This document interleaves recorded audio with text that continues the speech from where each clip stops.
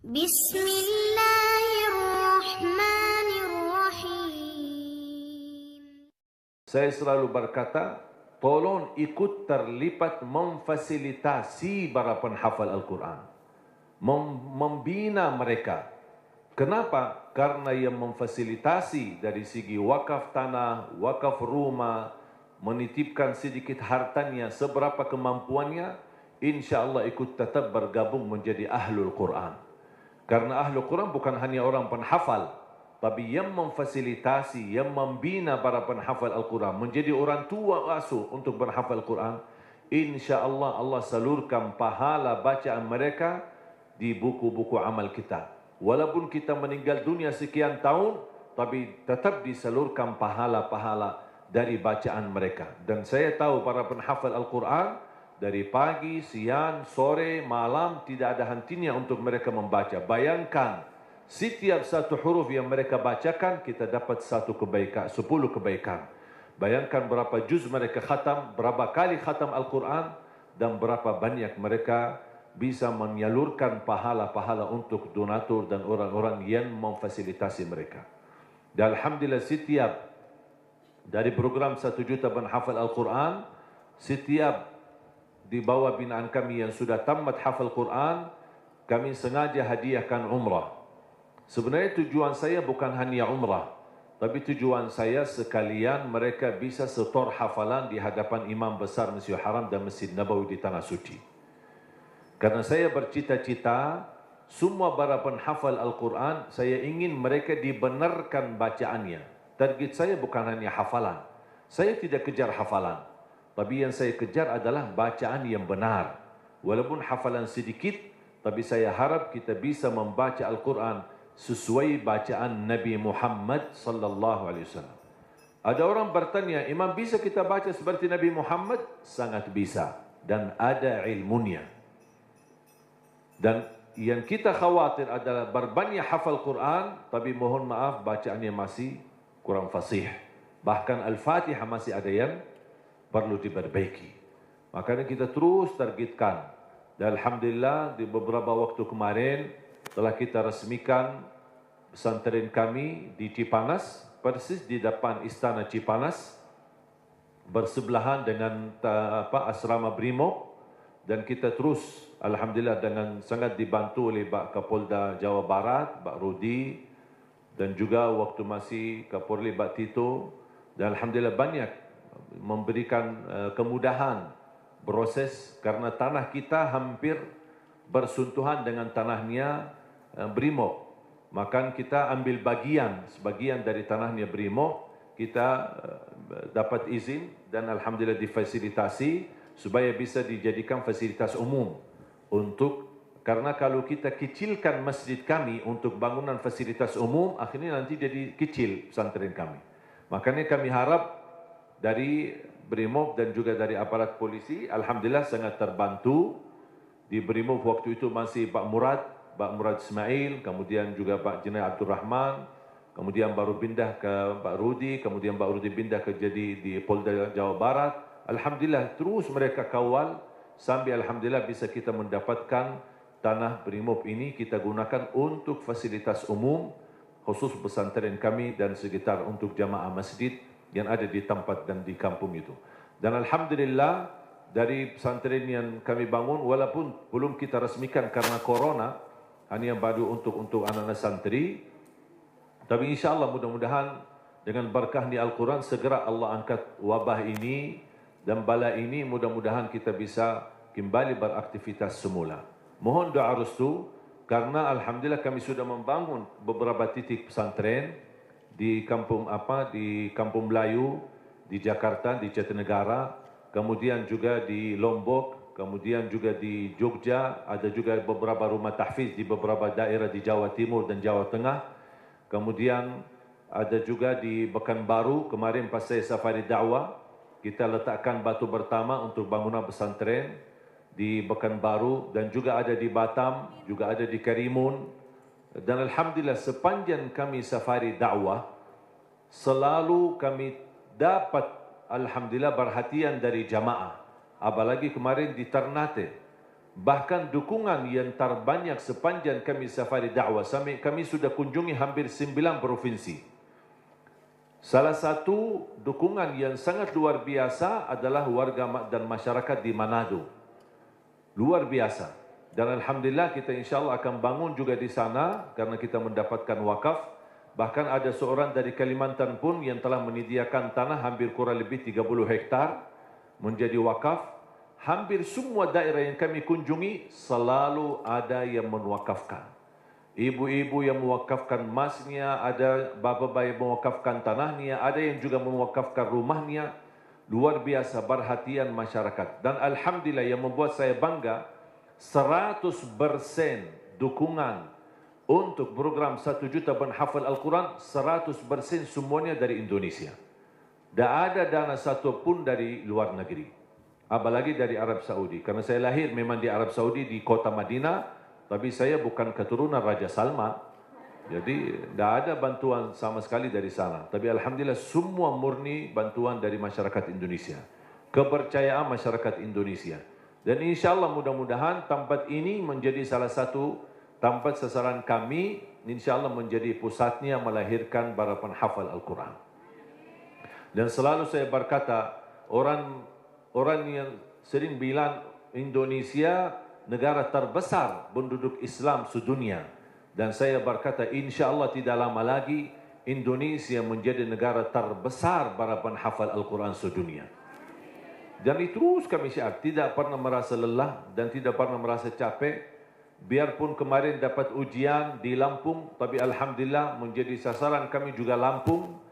Menjadi insyaAllah menjadi pusatnya pendidikan Al-Quran dan kami juga mendapatkan wakaf di sana dan mudah-mudahan apa yang kita bisa beri yang terbaik untuk Indonesia.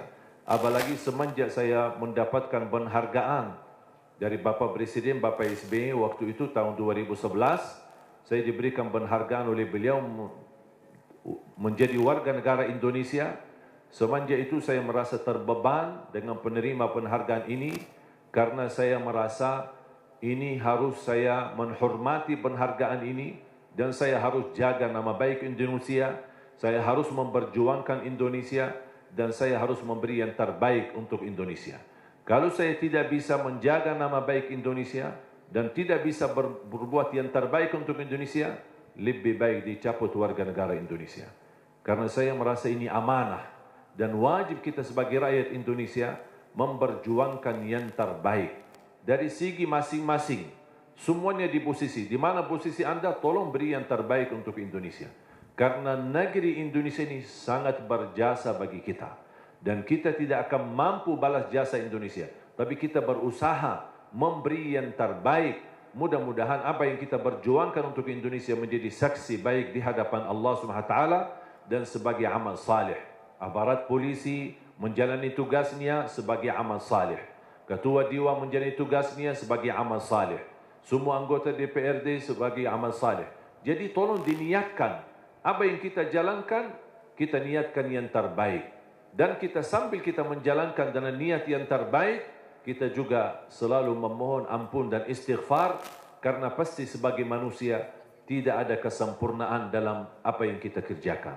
Pasti ada kekurangan, ada kelemahan, ada kesalahan. Tidak ada yang sempurna, tetapi kita selalu memohon ampun.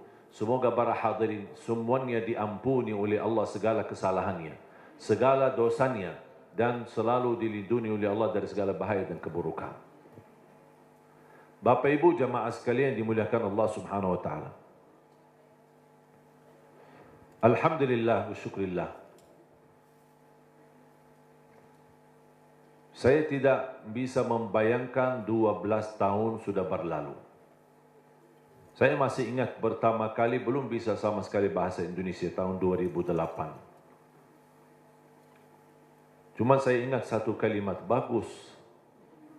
Jadi orang bicara sama saya, cuma saya jawab bagus. Sudah makan? Bagus. Mau kemana? Bagus. Jadi saya artikan semua bagus. Dan selalu saya berdoa, ya Allah tolong bantulah saya supaya bisa bahasa Indonesia yang bisa difahami. Kira-kira Bapak Ibu faham gak sekarang? Berarti doa saya sudah kabul ya. Karena itu juga saya tidak pernah belajar sekolah Indonesia atau kursus bahasa Indonesia atau dari kamus, tidak. Cuman hanya bergaul, duduk, dengar, sering saya dengar, alhamdulillah bisa hafal. Ketika ucapkannya mungkin belum begitu pas, orang-orang ketawain dulu, tidak apa-apa. Saya bilang diketawain, dia bodohin, tidak apa-apa.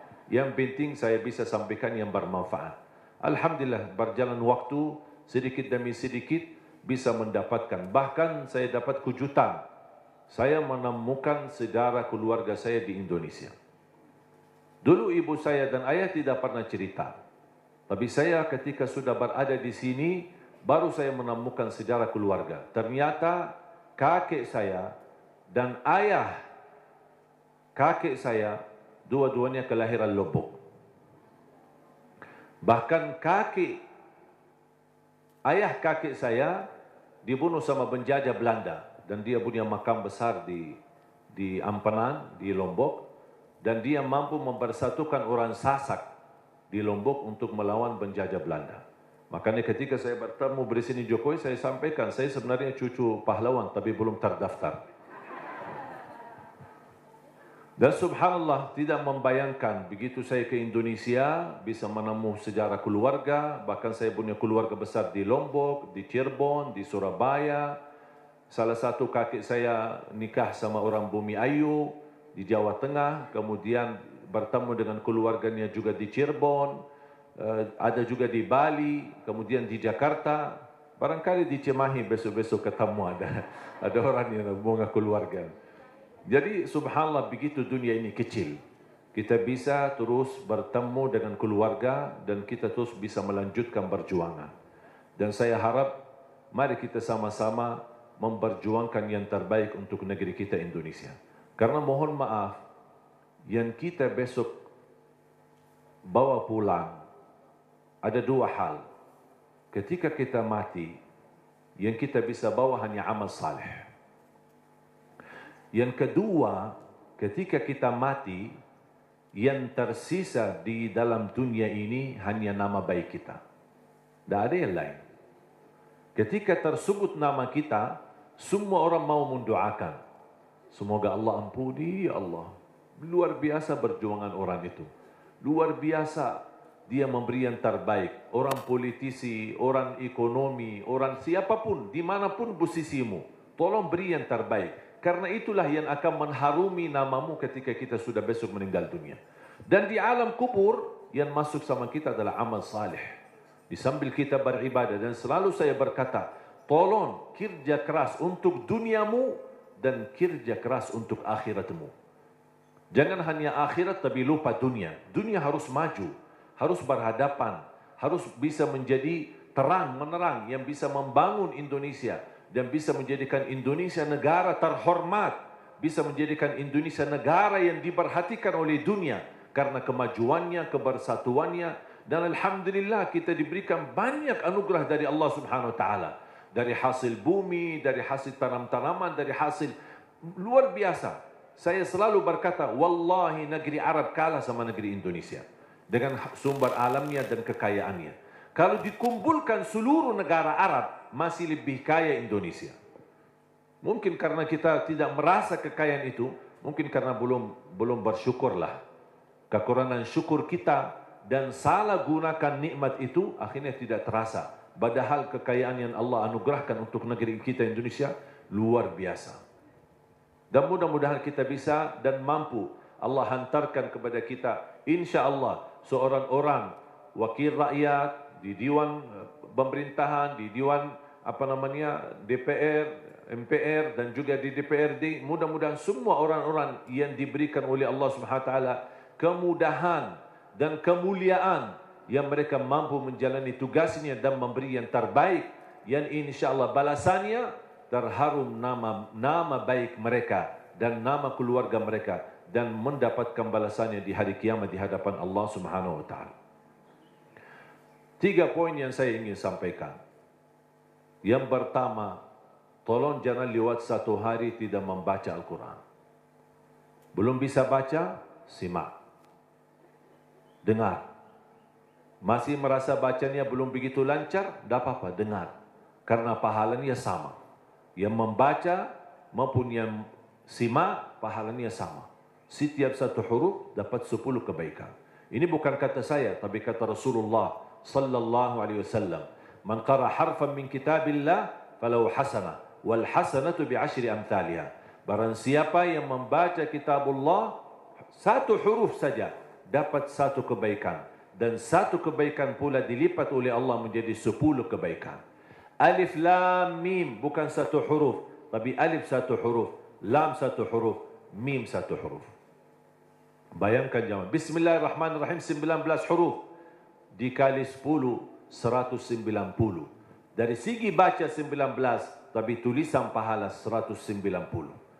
Dan setahu saya tidak ada amalan yang bisa memberikan pahala berhuruf hanya Al-Quran. Injil, Taurat, Zabur, Suhuf Ibrahim wa Musa, hadis Qudsi, hadis Nabawi tidak ada.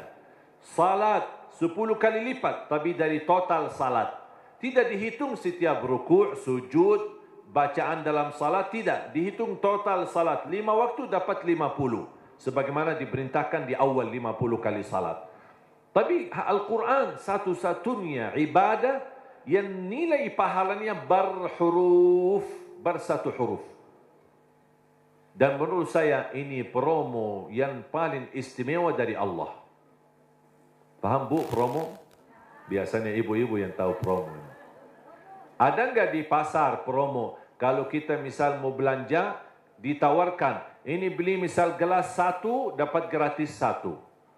Beli 2 botol minyak goreng, dapat gratis 1. Ada kan? Atau beli misal 2 botol mie goreng, minyak goreng, dapat 1 dus, mie goreng lah misalnya. Ada kan? Itu kan namanya promo. Pernah enggak Bapak Ibu bertemu dengan promo, beli 1 botol minyak goreng, dapat 10 gratis. Ada enggak promo gitu? Pasti merugi kan? Allah Subhanahu wa taala tahu manusia suka promo, makanya Allah tawarkan promonya. 1 huruf dapat 10 kebaikan. Tapi sayang sekali yang berlaku promo manusia, tapi promo Allah belum laku. Karena banyak kita manfaatkan promo manusia, tapi tidak memanfaatkan promo dari Allah Subhanahu wa taala. Bahkan berita gembira, ada orang berkata, saya sebenarnya ingin baca, tapi bata-bata bacaan saya.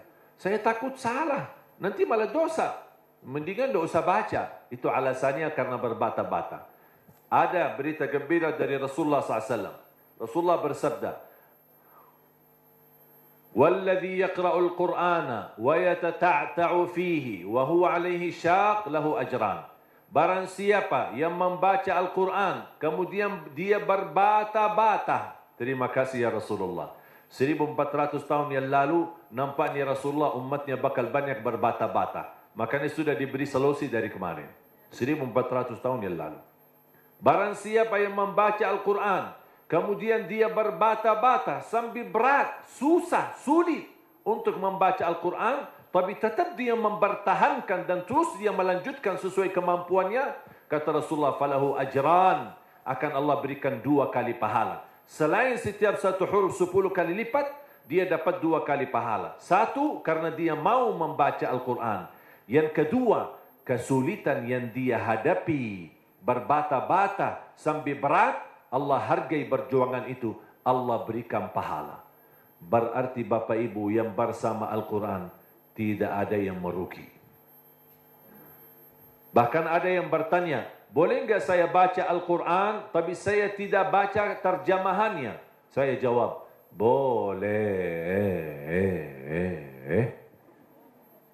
Ada orang tanya lagi, boleh enggak saya baca Al-Quran sampai khatam, tapi mohon maaf, saya tidak faham sama sekali? Saya jawab, boleh. Kenapa? Karena target baca Al-Quran kita ada 4. Ada 4 target.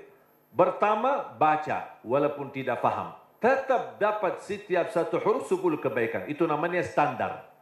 Walaupun tidak faham sama sekali.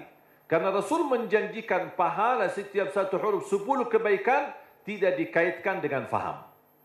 Target kedua, baca dan faham. berarti ada upaya untuk memahaminya. Itu lagi lebih besar lagi pahalanya. Yang ketiga, baca, faham dan menhayati. Lebih lagi dahsyat pahalanya. Ada lagi yang keempat, baca, faham, hayati dan mengamalkan. Kalau tidak bisa semuanya, jangan tinggalkan semuanya. Jangan gara-gara tidak bisa mengamalkan malah tinggalkan baca. Tidak bisa faham malah tinggalkan baca. Tidak bisa menhayati malah tinggalkan baca. Standar baca. Tetap mendapatkan setiap satu huruf 10 kebaikan. Jelas? Yang kedua, usahakan jangan tinggalkan ayat kursi setiap habis salat. Semua hafal ayat kursi kan? Sering dibacakan habis salat? Atau kadang-kadang tertinggal? Selalu. Ibu-ibu bilang selalu. Pahalanya apa? Pahalanya apa? Kemarin saya tanya sama ibu-ibu. Selalu. Terus pahalanya? Dia tahu amalannya tapi belum tahu pahalanya. Saya kasih tahu pahalanya. Qala Rasulullah sallallahu alaihi wasallam di hadis yang sahih, man qara'a ayatal kursi dubura kulli salatin laysa bainahu wa bainal jannati illa an yamut. Barang siapa yang membaca ayat kursi setiap habis salat, dijamin masuk surga, tidak ada sesuatu yang mampu menghalanginya. Allahu Akbar. Tak ada sesuatu yang mampu menghalanginya, jaminan masuk surga. Cuma baca satu. Saya ketika baca hadis yang sahih ini, saya berfikir, ya Allah, ini satu ayat aja jaminan masuk surga. Gimana 30 juz Al-Quran? Ini baru satu ayat. Gimana kalau orang rutin baca sampai khatam Al-Quran? Selain ayat kursi setiap habis salat, tolong usahakan tutupi harimu dengan baca surat Al-Mulk. Habis beraktivitas, sudah selesai kegiatan, sudah siap-siap mau tidur, tolong sempatkan. Suratul Mulk, kalau bisa sebelumnya boleh witir. Ada orang tanya, boleh enggak saya salat malam sebelum tidur? Saya jawab, boleh. Karena salat malam tidak harus tidur dulu. Banyak orang yang salah faham masalah itu. Ini kembali kemampuan. Coba kalau kita memaksakan setiap orang mau tahajud atau mau salat malam harus tidur dulu. Ada orang mungkin misal contoh, ketua dewan. Aktivitas, rapat, meeting, pulang sudah malam. Kalau dia tidur malam mungkin bisa jam 12, mungkin bisa jam 1. Belum tentu bisa tahajud. Ketiduran, udah baru dapat 3 jam, maksimal 4 jam, sudah subuh. Jadi, fisik manusia kan punya kemampuan, punya batas. Makanya selalu saya berkata, kalau ada bapak ibu yang biasa tahajud, tidur baru tahajud, tidak apa-apa, teruskan. Tapi kalau masih belum terbiasa, tolong amankan walaupun 2 rakaat. Amankan walaupun 2 rakaat. Niat salat malam, niat salat hajat. Lihat sunnah taubat. Silahkan, apapun niatnya, boleh. Habis salat 2 rakaat, tambah 1 rakaat witir boleh, atau 3 rakaat. Sekali salam witir, atau bisa 2 rakaat salam baru 1 rakaat. Terserah, mau 3 sekaligus, 1 kali tahiyat, atau bisa dipisahkan 2 baru 1. Baru habis itu tidur. Kenapa? Seandainya belum sempat bangun dan ketiduran sampai subuh, sudah tertulis namamu ahli tahajud. Sudah tunaikan salat, apalagi witir. Minimal, saya selalu tekankan, minimal jaga witir. Dan mohon maaf, ini bukan wasiat saya, tapi Rasulullah. Tidak ada yang dari saya. Dari saku saya tidak ada. Semua dari Rasulullah SAW. Apa kata Rasulullah kepada Abu Hurairah? Abu Hurairah berkata, Rasulullah menwasiat awsani khalili wa an utira qabla an anam. Rasulullah menwasiatkan aku jaga witir sebelum tidur, kata Rasulullah kepada Abu Hurairah. Bahkan Umar bin Khattab ketika ditanya, kenapa suka witir sebelum tidur? Kata beliau, saya takut tidur dan meninggal dunia dalam keadaan tidur belum witir. Makanya amankan witirmu. Innallaha witir, yuhibbul witir, fa'autiru. Allah maha witir, Allah cinta witir. Jagalah witir. Dan salah satu sunnah yang Rasul tidak pernah tinggalkan adalah sunnah witir. Tidak pernah tinggalkan, sehat, sakit, musafir, dimanapun berada. Selalu jaga witir. Dan sunnah yang kedua, sunnah subuh. Sesudah azan, sebelum salat wajib, ada sunnahnya. Bahkan di menurut mazhab Abi Hanifah, sunnah subuh itu dianggap wajib. Selain Abu Hanifah dianggap sunnah. Memang dia sunnah, tetapi hampir sunnah, tapi martabatnya seperti martabat wajib. Karena sunnah subuh, pahalanya lebih besar daripada dunia dan seisinya. Saya berkata, subhanallah, ini baru pahala sunnahnya. Kira-kira gimana yang wajibnya salat subuh? Habis sudah laksanakan witir, mau tidur, tolong bacakan suratul mulk. Belum lancar bacaanmu, setelkan.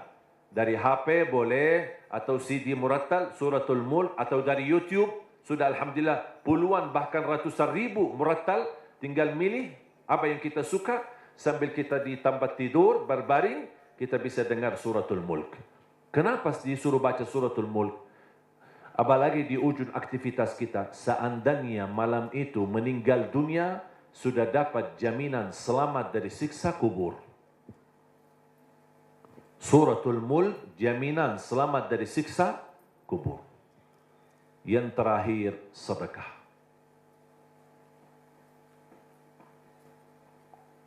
Yang pertama, jangan lewat satu hari tidak baca Quran. Yang kedua, ayat kursi setiap habis salat, termasuk jaga suratul mulk. Kalau bisa sebelumnya jaga witir. Terus sekarang yang ketiga, sedekah. Terutama sedekah subuh. Terutama sedekah subuh. Saya sudah sering membahas dahsyat sedekah subuh. Saya yakin Bapak Ibu, semua para hadirin, saya yakin orang yang suka bersedekah. Tapi ada yang satu sering tertinggal. Doa habis sedekah. Atau doa di saat sedekah. Tahu enggak Bapak Ibu, doa di saat sedekah termasuk doa makbul? Tapi kadang-kadang kota amal lewat, kita isi tapi tidak doa. Sering kita lupa doa itu. Padahal bisa, ya Allah aku mohon dengan berkat sedekah ini, titipkan pahala sedekah ini untuk kedua orang tuaku. Ya Allah, aku mohon dengan berkat sedekah ini, sembuhkan penyakitku kalau lagi sakit. Ya Allah, dengan berkat sedekah ini, mudahkan urusanku. Apapun hajat kita, luar biasa dahsyat sedekah. Termasuk sedekah subuh. Dan saya sudah buat ada tausiah, ceramah. Mungkin Bapak Ibu nanti habis acara berkenan bisa lihat di channel YouTube kami, namanya Dahsyat Sedekah Subuh. Saya sudah bahas satu tausiah khusus hanya membahas keutamaan dan manfaat daripada sedekah subuh. Dan sedekah setiap waktu dan setiap saat ada manfaatnya, tapi lebih istimewa di waktu subuh, itu lebih dahsyat. Bisa Bapak Ibu, saya tidak akan bongkar apa isinya dan apa rahasianya, bisa Bapak Ibu nanti lihat di YouTube. Kalau sudah buka YouTube channel kami Syekh Ali Jabir, jangan lupa subscribe sekalian. Ya, sekalian promosi, Bu. Sedekah menjaminkan husnul khatimah. Sedekah menjaminkan selamat dari kematian kecelakaan. Sedekah menjaminkan selamat dari kematian kebakaran. Sedekah menjaminkan selamat dari kematian mendadak. Sedekah menjaminkan selamat dari su'ul khatimah. Sedekah menjaminkan kesembuhan penyakit. Sedekah menjaminkan memadamkan kemurkaan Allah. Dan sedekah menjaminkan ampunan dosa. Sedekah menjaminkan terkabul doa. Makanya ketika bersedekah jangan lupa berdoa. Apalagi di saat sedekah subuh. Dan cukup ketika bersedekah sebut satu hajat. Jangan habis salat subuh mau isi sedekahnya koin tapi doanya sampai terbit matahari. Malu sama Allah, aku kelamaan. Kata malaikat, apaan? Aku doanya panjang banget. Padahal sedekahnya baru koin aja. Tolong disesuaikan. 1 kali sedekah, 1 kali hajat. Dan selalu dalam kebaikanmu, sisakan dalam doamu, jangan lupa doa untuk orang tua. Saya sudah belajar, apapun yang saya amalkan, apapun amalannya, di ujung saya amalkan itu, saya selalu berdoa, ya Allah, aku mohon titipkan pahala amalan ini untuk kedua orang tuaku.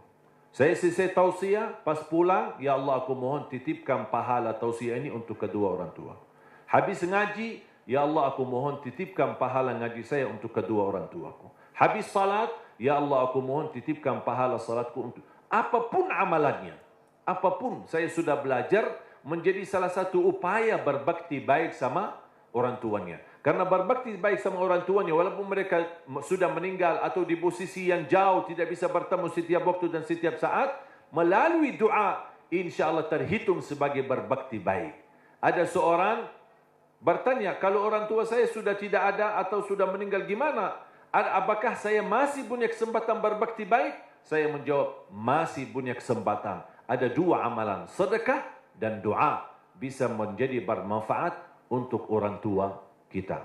Dan semoga kita bisa bersama-sama, kita selalu niatkan dan doa untuk orang tua. Mudah-mudahan kekurangan kita di masa mereka berada, mungkin kita sebagai anak, namanya anak muda, di masa dulu mungkin banyak membuat orang tua sakit hati, menyakiti perasaan mereka. Namanya anak-anak, tidak merasa dan tidak menyadari.